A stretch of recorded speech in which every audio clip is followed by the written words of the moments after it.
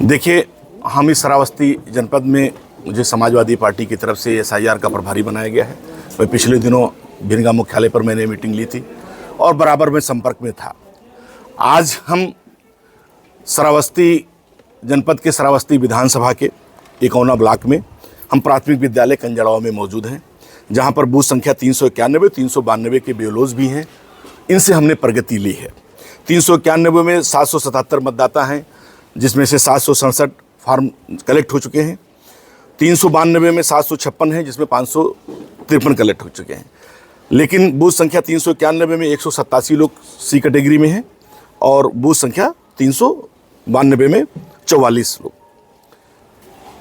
इस विधानसभा में श्रावस्ती में 4,18,449 मतदाता हैं।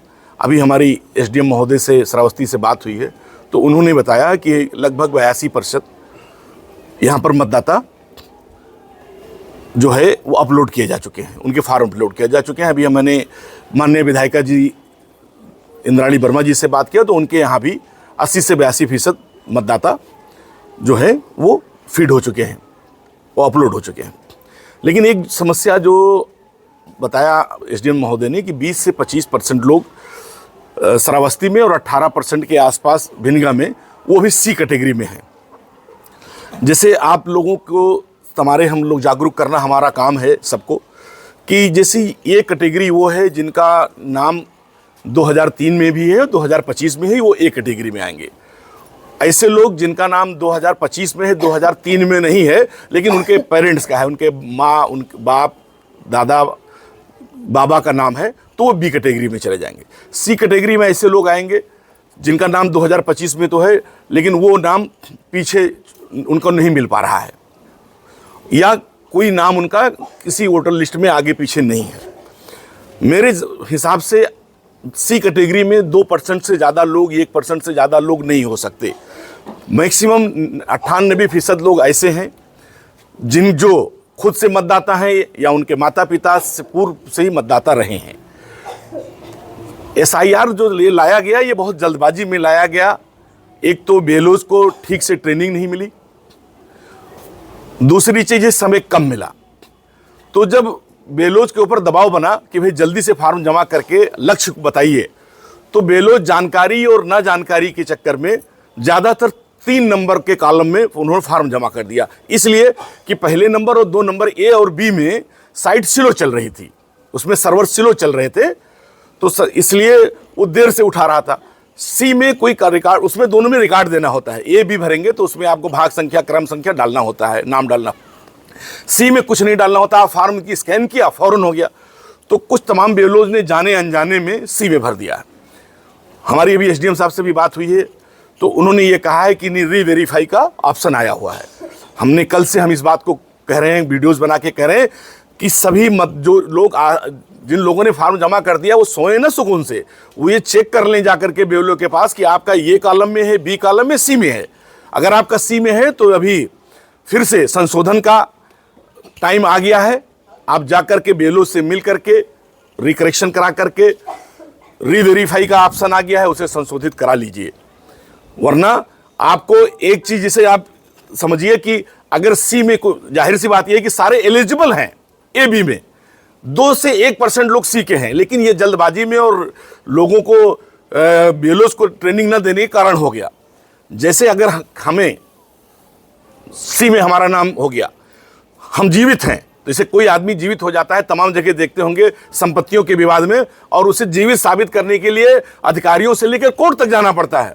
तो इसीलिए जो लोग सी में आ जाएंगे और वो भी ए और बी के कॉलम में आते हैं, उसके पात्रता में आते हैं ए बी में, तो फिर उन्हें अपने सारे कागजात लेकर के ब्लॉक से लेकर तहसील तक दौड़ने पड़ेंगे, बहुत परेशानियां होंगी। तो इसलिए अभी आप सब लोगों को सचेत करना हम चाहते हैं कि सब लोग ये देख लें कि कोई वोट न छूटने पाए, कोई फॉर्म न छूटने पाए, और सारे लोग का जिसका अगर सी में चला गया है वो लोग अभी अपने संशोधन करा लें। श्रावस्ती में देखा जा रहा है बहुत जगह पर लापरवाही भी हो रही है। बहुत सारे लोग हैं जो इस फार्म को गंभीरता से नहीं ले रहे हैं। क्या नुकसान हो सकता है उनको? बहुत नुकसान। देखिए, अगर आप मतदाता नहीं रहेंगे तो आप कल, जो आज मतदाता नहीं रहेगा, कल वो नागरिक नहीं रहेगा। जब मतदाता से नाम हटेगा तो जो राशन मिलता है वो मिलना बंद हो जाएगा, जो आपको प्रधानमंत्री आवास मिलता है बंद हो जाएगा, किसान सम्मान निधि बंद हो जाएगा, पेंशन मिलना बंद हो जाएगा, जो भी भारत सरकार उत्तर प्रदेश सरकार की जो भी सुविधाएं मिलती हैं बंद हो जाएंगी। इसलिए ये मतदाता के साथ साथ आपको अपनी नागरिकता साबित करने का भी ये SIR है। इसलिए कोई भी, जितने लोग जागरूक हैं इसमें, मैं आप बता रहा हूं, अभी कुछ हमारी महिलाएं खड़ी थी, इसमें वोट किसका कटेगा? गरीब और अनपढ़ लोगों का। तो आप उनकी मदद कीजिए, क्योंकि वो भरना नहीं जानते, वो पढ़ना नहीं जानते, तमाम लोगों की शादियां दूसरे जगह से वो नहीं मंगा पा रहे हैं। आप सहयोग करके जहां से वो ब्याही हैं वहां से उनका भाग संख्या, क्रम संख्या मंगा लीजिए। तो मैं अपील करता हूं सभी लोगों से, पूरे इस श्रावस्ती के साथ उत्तर प्रदेश के सभी लोगों से, कि ये बहुत महत्वपूर्ण SIR जो हो रहा है, भले सरकार ने समय कम दिया है, ट्रेनिंग नहीं दी है, लेकिन हमें आपको अपना वजूद बचाना है, अपना मतदाता होना बचाना है और अपनी नागरिकता बचानी है। अध्यक्ष जी, श्रावस्ती में SIR फॉर्म भरने को लेकर के कितना प्रोग्रेस है, क्या अपील करेंगे आप अपनी तरफ से? लगभग दोनों विधानसभाओं में 80% वो अपलोड हो चुका है फॉर्म, और अभी आपको पूरी विस्तार से हमारे प्रभारी श्रावस्ती के जो बनाए गए हैं आदरणीय भाई मकसूद खान जी आपको विस्तार से बताए हैं। और मैं श्रावस्ती के समस्त जनता एवं अपने समस्त समाजवादी पार्टी कार्यकर्ताओं से और पदाधिकारियों से अपील करते हैं कि समय पहले 4 तक था, अब बढ़ करके 11 हो गया है, निर्वाचन आयोग ने कर दिया है।